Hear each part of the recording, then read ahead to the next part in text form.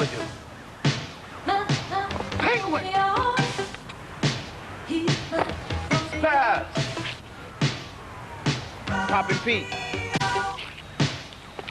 Hi, guys. Hey. Well, I knew I was going to be a dancer when I grew up. What about you, Peng? Yeah, I kind of knew the same thing. My mother used to make me dance for her friends, and I think that's really how I got started. What about you, Shabba Doo? Well, I started dancing just in Chicago at high school functions, and when I got out here is when everything just blew my mind, Toni, you know? Shabba Doo joined us in a dance group called the Lockers. I think we had one job, and then you joined us, because you caught on to the dance so fast.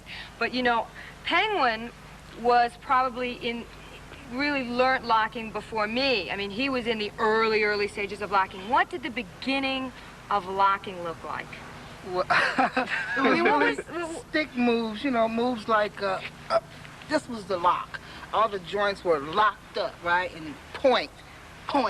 And then we did stuff like hat and ball. We catch things in our hat, jump up, turn the hat around, stuff like that, you know, and jerks. Everything was real jerky, you know?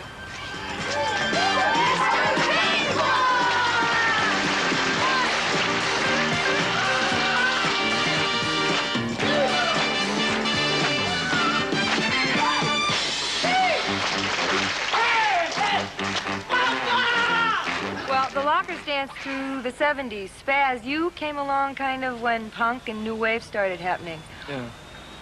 What? You're most famous for the flip. Mm-hmm. How did that happen? My father used to watch wrestling all the time, and I would see them throw these guys around. I would just mime wrestling myself. And is that how spazzing happened? No, that happened in '77 in the punk clubs, when pogoing was real popular in England. And you turned it into what? I mean... Well, pogoing was just more like, you know, jumping straight up and down, and I just started doing that. And everyone said, what is that? You know, so I made up my, it was just my own style of... You know, what's interesting is that you have incorporated a little popping and boogalooing into your scene, which actually is Popin Pete's family's dance. What made you move that way?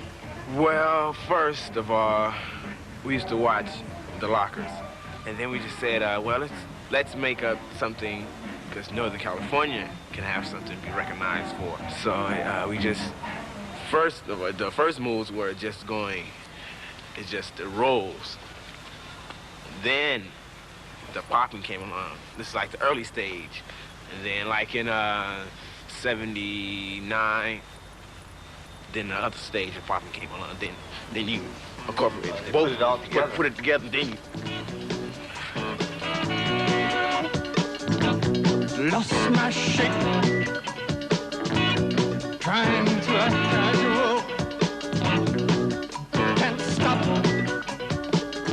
I might end up in the hospital. Mostly, I think the greatest dancing in the last 10 years has come out of L.A., but there is something in New York that's real interesting called the breakers. Oh, yeah. Breaking. And these are the guys that spin on their heads and kind of, that's real good, but it's not happening at all out here like that. Yeah. There's not that many people that can spin on their head. Yeah. No, one spin on their head. Or want to even spin on their head. That's right. Really, the Lockers' whole main trip was really being soloists. I mean, that's what we were all best at. I think our torment was when we had to do, you know, 8 counts of unison. I mean, we used to try to, what were the quickies? Oh, yeah, the quickies. And we'd just come up and go back, and come up, and go back, come up. One time. all right. 2 times. Can you do it, baby? Yep. Freeze it. All right.